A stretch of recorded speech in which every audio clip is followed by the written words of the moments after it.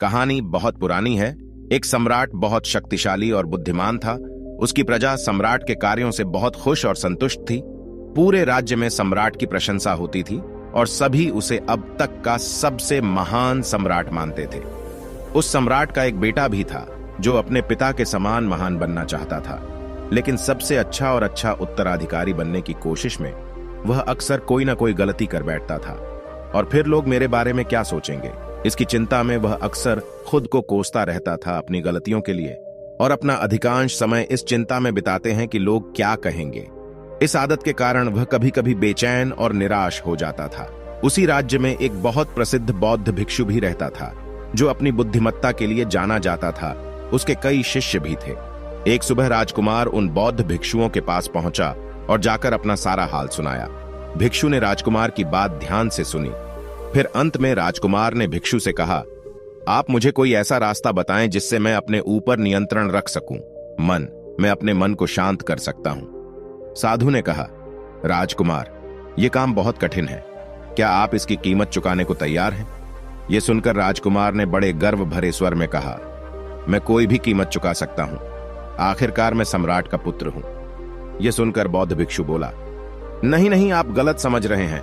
मैं पैसों की बात नहीं कर रहा हूं, बल्कि मैं आपको कुछ काम दूंगा जो आपको बिना कोई सवाल पूछे करना होगा। राजकुमार ने कहा, आप जो कहें मैं सब कुछ करने को तैयार हूं। यह सुनकर बौद्ध भिक्षु ने कहा, तुम अकेले ही पैदल बाजार जाओगे और कबाड़ी की दुकान से कुछ पुराना लोहा खरीद लाओगे। वह राजकुमार जो आज से पहले कभी महल से बाहर नहीं निकला था, जिसके एक इशारे पर रथों की कतार लग जाती थी, जिसके पीछे नौकर चाकर घूमते थे, उसने कहा, क्या मैं अपने एक नौकर को इस काम के लिए भेज सकता हूं? साधु ने कहा, नहीं, यदि आप अपनी समस्या का समाधान जानना चाहते हैं तो आपको बिना किसी प्रश्न के सारे काम स्वयं ही करने होंगे। साधु ने फिर कहा, शहर के दक्षिणी भाग में सबसे बड़ा बाजार है। इसके अंत में सबसे बड़ी कबाड़ की दुकान है। तुम्हें पैदल जाना होगा और वहीं से पुराना लोहा लाना होगा। राजकुमार ने कुछ देर सोचा और फिर बाजार के लिए निकल गया। बाजार के लिए निकलते ही उसके मन में विचारों की सुनामी आ गई। वह सोचने लगा, मैं बेकार ही इस फालतू के चक्कर में पड़ गया हूं। लोग मुझे मेरे कपड़ों से पहचान लेंगे। पता नहीं लोग क्या कहते हैं, सोच रहे होंगे कि बादशाह का बेटा पैदल बाजार आया है। लोग मेरी पीठ पीछे मेरा मजाक उड़ाएंगे और न जाने क्या क्या बातें करेंगे। यही सब सोचते सोचते उसका सिर शर्म से झुक गया। सिर झुकाए राजकुमार कबाड़ी की दुकान पर पहुंचा और वहां एक बहुत घबराया। उसने लोहा खरीदना शुरू कर दिया। लोहा बहुत गंदा था, लेकिन राजकुमार के मन में चिंता थी कि उसने ध्यान नहीं दिया और उसके कपड़े गंदे हो गए। अब राजकुमार और भी घबरा गया कि लोग क्या सोचेंगे। वह लोहा लेकर तेजी से चला और बौद्ध भिक्षु के पास पहुंचा। साधु उसकी घबराहट की हालत देखकर मुस्कुराया, फिर बोला, बहुत अच्छा, अब तुम यह लोहा लेकर शहर के दूसरे कोने में जाओ। वहां एक लोहार की दुकान है। तुम्हें यह करना होगा, इस लोहे को अपने हाथों से पिघलाओ और इसकी तलवार बनाओ। राजकुमार फिर न चाहते हुए भी बाजार के दूसरे कोने की ओर बढ़ गया। उसके मन में विचार चल रहे थे कि अगर पिता को पता चल गया तो क्या होगा। कहीं लोगों को पता न चल जाए। समझो, पिताजी ने मुझे महल से निकाल दिया है। वह मन ही मन अपने आप को कोस रहा था कि मैं हमेशा ऐसी समस्याओं में क्यों फंसा रहता हूं। ऐसे ही विचारों की उथल पुथल में फंसकर वह लोहार की दुकान पर पहुंच जाता है, जहां वह लोहार के कहे अनुसार खुद ही लोहे को पिघलाता है और उसे तलवार का रूप देता है।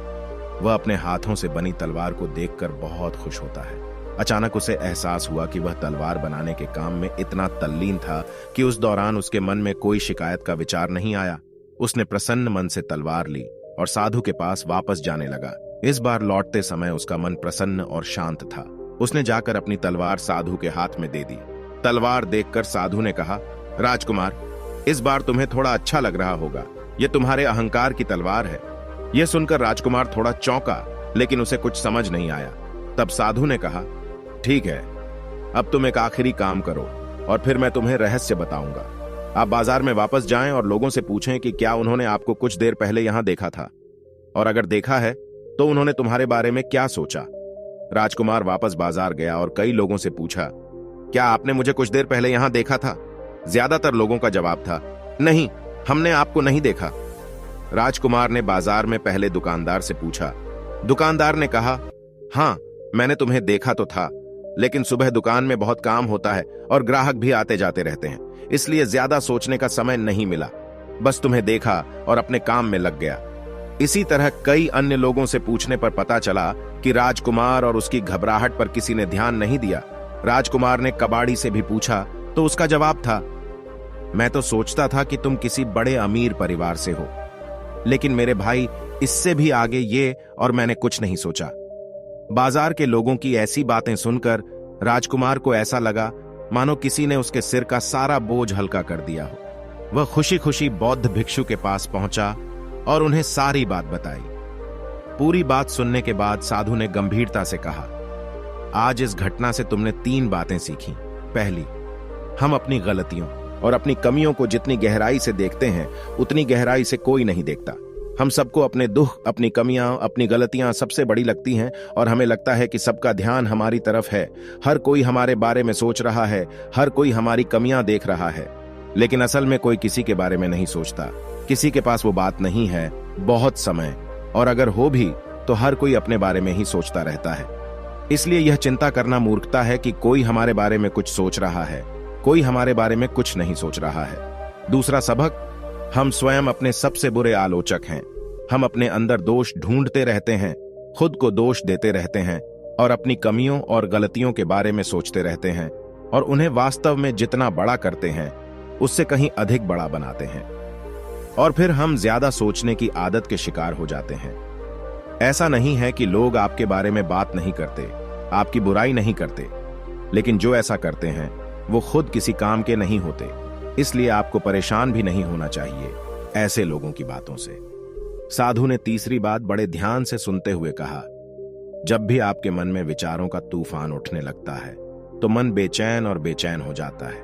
अपने मन में उठने वाले अनर्गल विचारों को दबाने, उनसे लड़ने की बजाय खुद को किसी काम में लगा लें, कलात्मक कार्य जो आपको अपने हाथों से करना है, जैसे आपने एक तलवार बनाई, क्योंकि ऐसा करने से आपकी सारी मानसिक ऊर्जा एक दिशा में आ जाएगी और कुछ ही समय में आप शांत महसूस करने लगेंगे, जिससे आपका पूरा दिन बर्बाद होने से बच जाएगा और आप पछतावे से भी बच जाएंगे।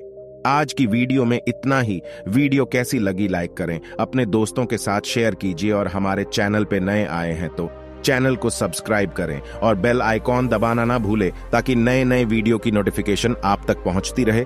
तो मिलते हैं नेक्स्ट वीडियो में, तब तक के लिए आप अपना ख्याल रखिएगा।